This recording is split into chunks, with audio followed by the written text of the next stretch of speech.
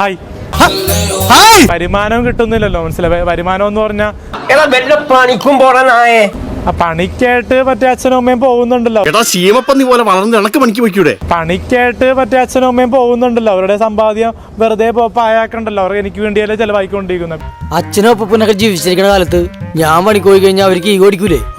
തലയിരിക്കുമ്പോ അലാടാൻ പാടില്ലല്ലോ. ഓരോരുത്തരും പറയും, പക്ഷെ ഇങ്ങനെ മറ്റുള്ളവരുടെ കാശിന് ജീവിക്കുന്നു, നിനക്ക് അപ്പിയിട്ട് ജീവിച്ചാൽ പോലെ എന്നൊക്കെ പറയുന്നുണ്ട്. അയ്യോ, എന്നിട്ട് എന്ത് പറ്റി? സത്യം പറഞ്ഞ വിഷമം കൊണ്ട് ചത്താലോന്ന് വരെ തീരുമാനിച്ചതാ. ചെയ്യാൻ പറ്റുന്ന ഒരുപാട് ജോലികളില്ലേ ഈ പ്രായത്തിൽ? ചെയ്യാൻ പറ്റുന്ന ഒരുപാട് ജോലികളില്ലേ? പണിയെടുത്ത് തിന്നണമെന്നൊക്കെ ആഗ്രഹമുണ്ട് സാറേ, പക്ഷെ പറഞ്ഞു പറ്റിച്ച് തിന്നാലേ വായിന്നിറങ്ങുള്ളൂ. ശീലായിപ്പോയി, മാറ്റിക്കോളാം. ഇപ്പൊ എത്ര വരെ പഠിച്ചിട്ടുണ്ട്? ഏതൊരു പഠിച്ചിട്ടുണ്ട്? ഡിഗ്രി കംപ്ലീറ്റ് ചെയ്യാൻ പറ്റാത്തതുകൊണ്ട് ഞാൻ 4ാം ക്ലാസ് വെച്ച് പഠിത്തം നിർത്തി. പിന്നെ കെട്ടിക്കാൻ പ്രായമായ 2 സിസ്റ്റേഴ്സ്. അതിനിടയിൽ വളരെ കഷ്ടപ്പെട്ട ഞാൻ അവരുടെ ആഹാരവും കഴിച്ച് ജീവിച്ചു പോകുന്നത്. സ്വന്തമായിട്ട് ഏൺ ചെയ്യാനായിട്ട് സൂപ്പർ മാർക്കറ്റ് അടുത്ത വർഷം ഡാഡി ചെയ്തു തരാന്ന് പറഞ്ഞിട്ടുണ്ട്.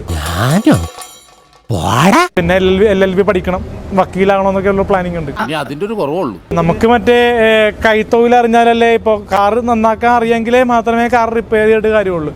പണിക്ക് പോകാനൊരു അനിയനില്ലാത്തതാണ് എന്റെ ഏറ്റവും വലിയ ദുഃഖം. ജൂൺ ജൂലൈയിൽ ഒരു പരീക്ഷ കഴിഞ്ഞാൽ BA പാസ്സാവും. ഇതൊക്കെ ഞങ്ങളോട് പറയുന്നത് എന്തിനാ? എവിടെയാണ് പഠിക്കുന്നത്? സെന്റ് റീതാസ് പ്രൈവറ്റ് ആയിട്ട് പഠിക്കണം. 1 ലക്ഷം ഫീസ്. ഞാൻ ചോദിച്ചാ ഈ കാണുന്ന അല്ലവൻ, ഈ കാണിക്കുന്നതും അല്ലവൻ, പിന്നെ ആരാവൻ? കൊച്ചിയിലെ വാൾ പോസ്റ്റുകളിൽ ഇനി അലിയേട്ടൻ്റെ പെൺ നാൻസിയുടെ വാൾ പോസ്റ്റുകൾ ഉയരും.